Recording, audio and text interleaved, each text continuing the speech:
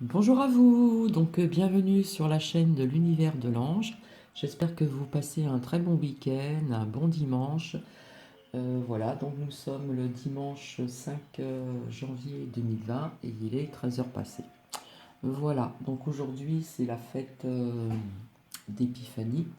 Voilà, il y a peut-être des personnes qui sont en famille, avec des amis, etc., etc., ou qui sont seules. Je pense aussi aux personnes qui sont seules également. Voilà, j'espère que vous allez tous très bien.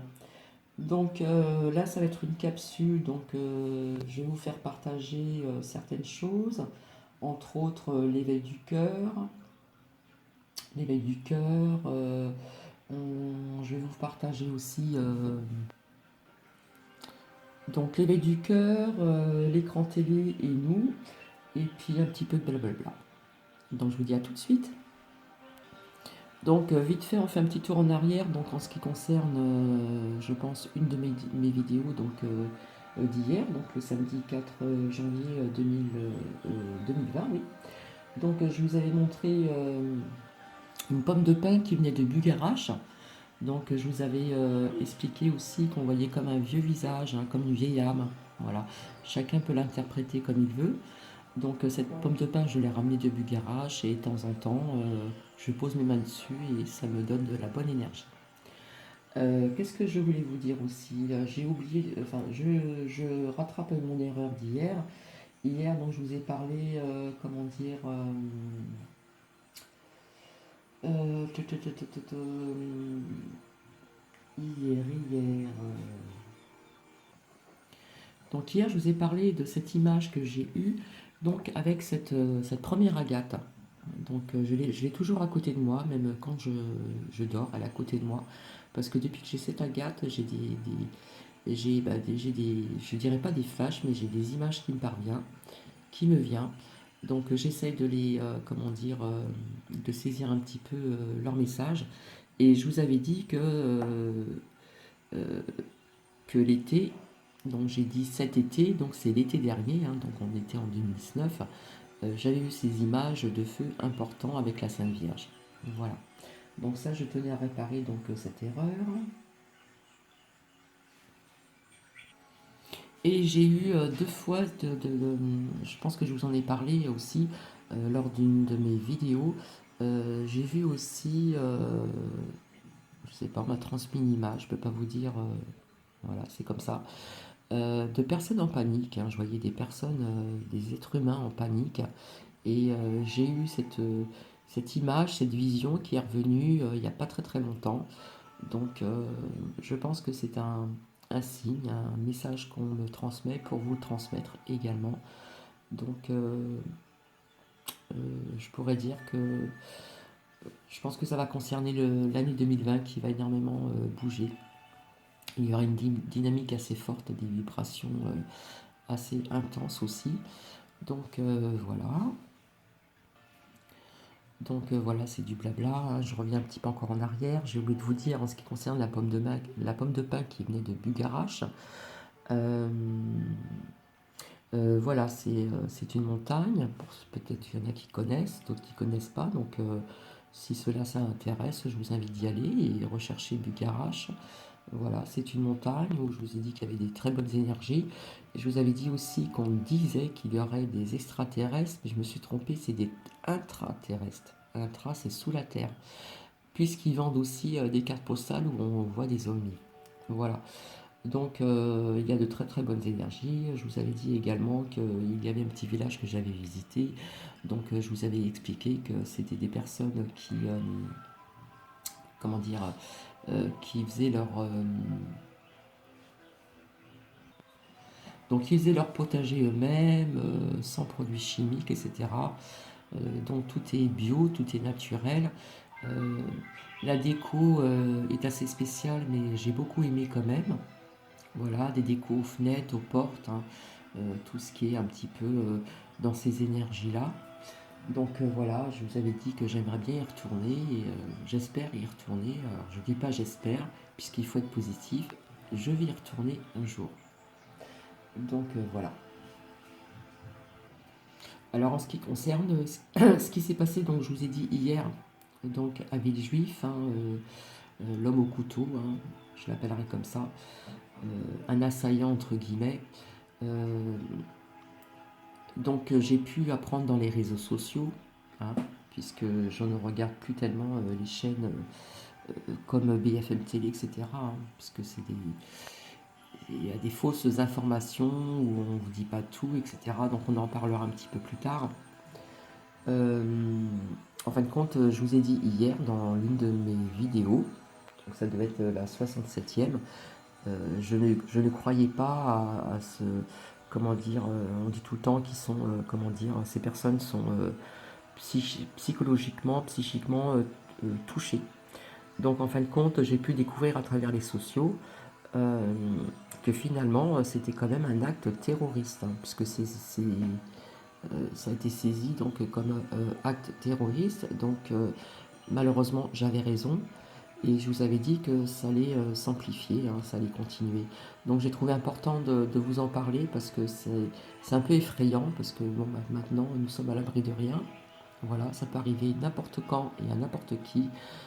Voilà, on se promène dans la rue et puis on se fait attaquer au couteau. Donc voilà, ça c'est une dynamique qui est encore des énergies assez, assez négatives, etc. Donc c'est important de vous en faire part. Alors j'ai reçu comme image, comme un monarque, comme le pape, euh, voilà, sans faire, comment dire, de me servir de mes cartes ou du pendule, voilà, c'est une image que j'ai reçue. Et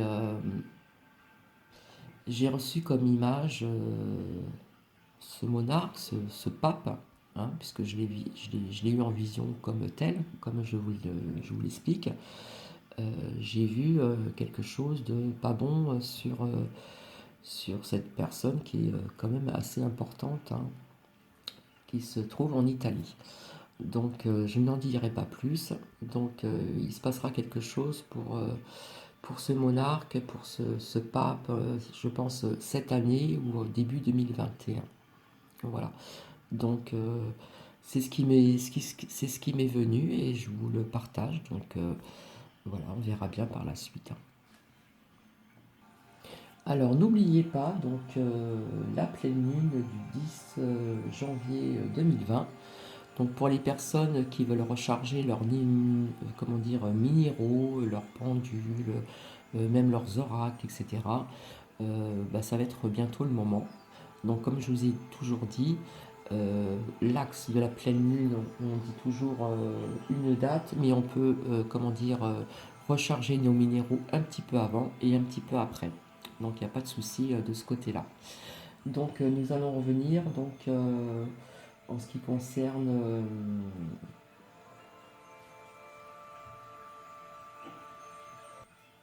l'éveil du cœur.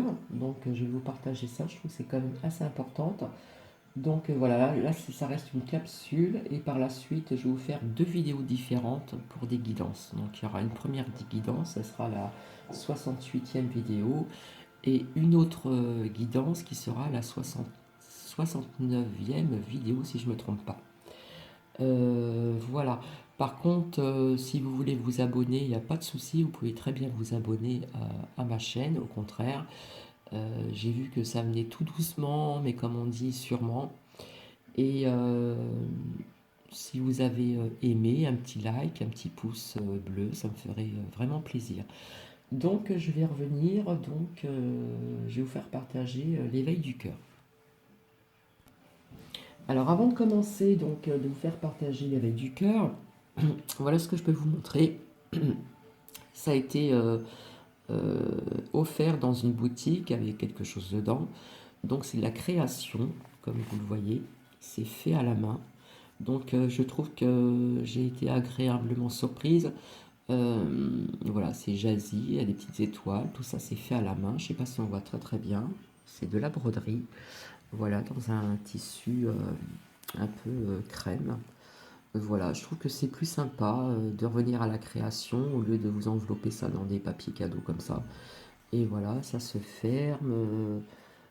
Voilà, on peut faire une petite astuce aussi Voilà, on peut faire un petit nœud comme ceci, on peut mettre des pierres, on peut mettre un pendule, on peut mettre pas mal de choses dedans. Donc voilà, comme j'aspire à la création, j'ai trouvé ça vraiment sympa. Donc ça a été donc offert à Grasse. Donc j'étais absente pendant quelques temps lors des fêtes de Noël, donc en famille, où où j'ai pu profiter de ma petite famille, où j'ai pu également marcher, me régaler, euh, avoir les yeux émerveillés et de voir ce magnifique paysage. Voilà, on est un petit peu en hauteur et on peut percevoir la mer au loin. J'ai pu profiter de tout ça et c'était super. Voilà. Maintenant, je voulais vous montrer donc cette labradorite. Je vous l'ai déjà montré plusieurs fois. Voilà, c'est la pierre des thérapeutes et c'est une pierre de protection. Donc on voit un petit peu encore ses reflets. Parce qu'il faut trouver le bon axe pour voir ses reflets. Elle est magnifique. Donc voilà, c'est une labradorite que je garde dans un petit pochon, dans mon sac à main. Et c'est une pierre de protection. Voilà, donc je voulais vous montrer un petit peu ses reflets. Voilà, je vous l'ai présenté plusieurs fois parce que je la trouve vraiment magnifique. Voilà, sans mettre trop la lumière dessus. Bon, bah, elle a besoin d'être aussi rechargée, puisqu'hier je vous en ai montré une autre bien plus grande. Donc ça va être rechargé donc, un petit peu avant le 10 janvier à la pleine lune. Donc voilà, c'est une pierre de protection. Et cet œuf est un japste rouge, donc c'est une pierre d'ancrage. Voilà. Donc je vais vous faire partager l'éveil du cœur. Alors j'oublie tout le temps quelque chose, hein.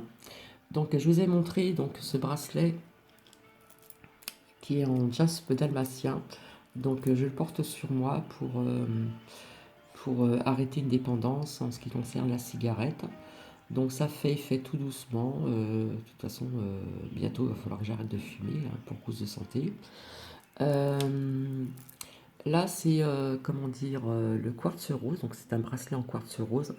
Donc quand je l'ai acheté, le rose était plus intense, hein. Donc vous voyez que quand on le porte sur soi, au fur et à mesure, cette pierre nous pompe un petit peu, comme on dit, et elle perd de sa vive couleur. Donc c'est pareil, elle va être purifiée et puis rechargée. Et donc ce bracelet que je porte aussi assez souvent, donc c'est la sodalite, hein. Voilà, donc c'est une pierre qui se positionne en pierre roulée ou pour des soins énergétiques. C'est une pierre qui se positionne sur le chakra que je ne me dise pas de bêtises, sur le sixième chakra, donc le chakra euh, frontal de l'œil. Voilà.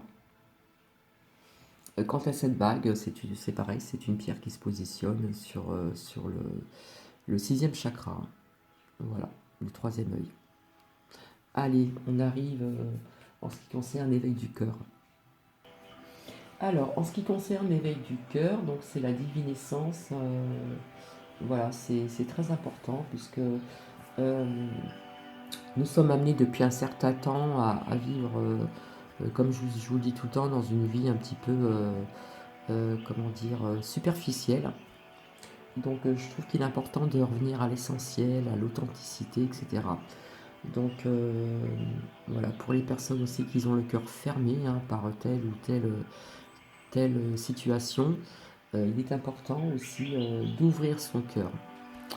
Voilà, donc je vais vous partager tout ceci, à savoir aussi que nous sommes en train de rentrer dans la cinquième dimension.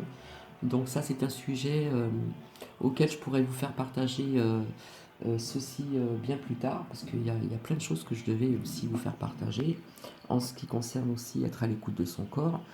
Donc j'attends un petit peu, je le ferai par la suite. Là, je vais vous faire partager donc l'éveil du cœur. Alors l'éveil du cœur est l'ouverture qui permet de s'ouvrir à tout ce qui est pour l'accueillir, l'honorer et l'embrasser. L'éveil du cœur est le passage permettant l'amour divin de fusionner avec l'amour humain. Le cœur humain est parfois blessé, apeuré, méfiant lorsqu'il est fermé. Donc il souffre, il suffoque, il peut pleurer parfois. Donc il supplie qu'on l'aide à retrouver la joie et l'amour.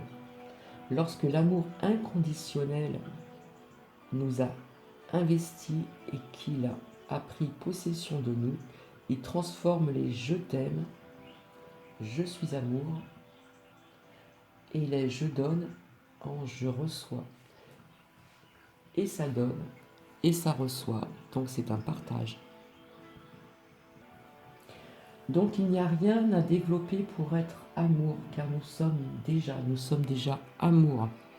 Il y a des personnes qui ne le savent pas et d'autres qui vont le découvrir au fur et à mesure, au fil du temps, au fil des années. Donc nous pouvons simplement réaliser que c'est notre nature profonde. Mais malheureusement, quelques êtres l'ont oublié ou ne le savent pas encore. Donc l'amour ne peut être possédé ni engrangé. Laissons-le nous traverser en nous, transformer au passage. L'amour est la plus douce mélodie du cœur. C'est le chant divin. Ouvrir son cœur n'est pas toujours facile. Ça c'est vrai, c'est pas toujours facile, puisque donc on peut avoir des déceptions, des choses comme ça, que ce soit amicale, amoureuse ou même autre. Donc notre cœur se referme. Donc le plus dur est de le réouvrir. Donc il faut travailler là-dessus. Donc après une longue période de fermeture due à des multiples protections inconsciemment mises en place pour se protéger de sa propre souffrance. Donc il sera nécessaire d'être patient et bienveillant envers soi. L'amour nous purifie jusqu'à ce que nous soyons immaculés. Nous devenons ainsi un terreau vierge pour accueillir la semence divine, la vie. Donc nous sommes l'instrument de l'amour, ses mains, sa bouche, ses yeux. Alors acceptons qu'il œuvre à travers nous et qu'il nous utilise aussi souvent qu'il le souhaite pour atteindre ce qui nous entoure. Si l'amour te fait signe, suis-le. S'il semble ne pas vouloir t'inviter, alors pars à sa recherche. Surtout ne t'arrête pas avant de l'avoir trouvé. Et lorsque tu sentiras son parfum exaltant, pose ton genou par terre et incline-toi. Du plus profond de ton cœur, prends l'engagement de le servir. L'amour rend libre.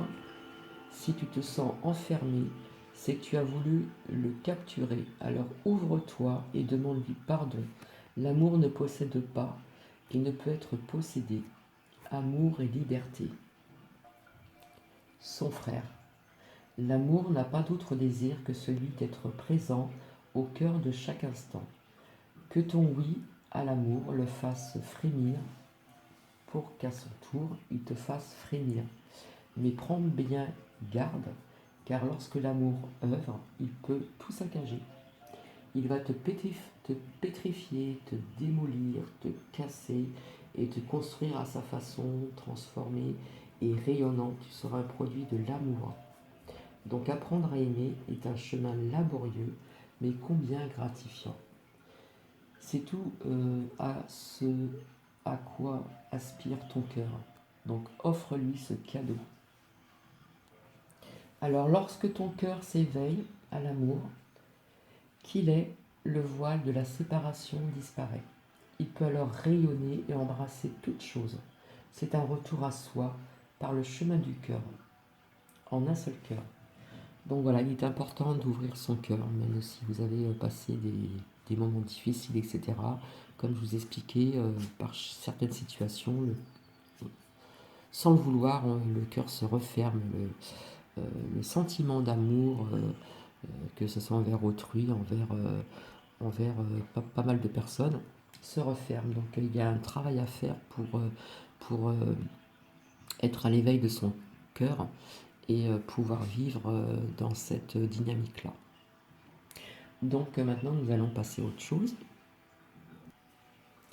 Donc je vois que le temps passe vite. En fin de compte, j'avais dit que c'était une capsule, mais bon, on va rester sur la capsule.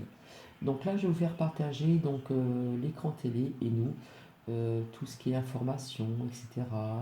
Les faux journalistes, voilà. Donc il existe plusieurs adages, dictons et phrases qui expriment le concept de dualité et d'ambiguïté, typique de nombreuses personnes. Par exemple, dire les apparences sont trompeuses, ou bien prêcher le bien et faire le mal, décrit de différentes manières un comportement qui n'est que superficiellement conforme à la morale et aux règles sociales.